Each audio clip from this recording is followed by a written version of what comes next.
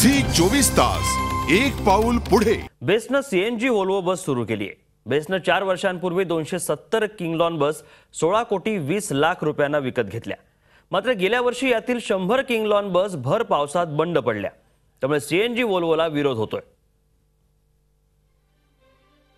बेस्टनं CNG Volvo bus प्रायोगिक तत्वावर सुरू केली आहे। मात्र ही सेवा वादाच्या भोवऱ्यात सापडली आहे।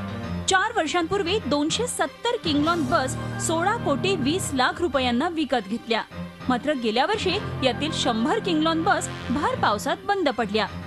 त्यामुळे सीएनजी वॉल्वो पावसात मुंबईकरांना कशी सेवा देईल असा सवाल विरोधकांनी केलाय।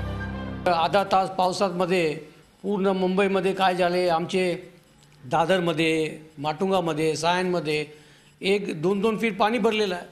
असा सीएनजी बस कसं चालणार? विरोधकांच्या आरोपांचं सत्ताधाऱ्यांनी खंडन केलंय।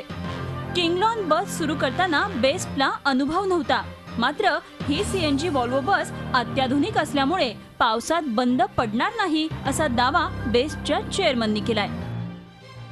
कुठल्याही परिस्थितीत बंद पडणार नाही याची आज वॉल्वोचं जे रेप्युटेशन आहे, आणि मग तो पावसाळा असू देत, ब्रिजवरचे अनेक चढ असू देत, ओव्हरलोड असू देत, या माध्यमातून ही बस रस्त्यावर कधीच उभी राहणार नाही। आणि ही सगळं आम्हाला पूर्वकल्पना मिळाल्यानंतरच आम्ही हे धाडस केलेलं आहे वॉल्वो आणण्याचं। बेस्टच्या 4700 बसेस रोज मुंबईच्या रस्त्यांवर धावतात। यामध्ये 270 किंगलॉन बसमधील 100 बसेस गेल्या वर्षी पावसात नादुरुस्त झाल्यानं डेपोत अडगळीत आहेत। नव्या बस कार्यक्षमतेनं चालाव्यात अशी अपेक्षा आहे।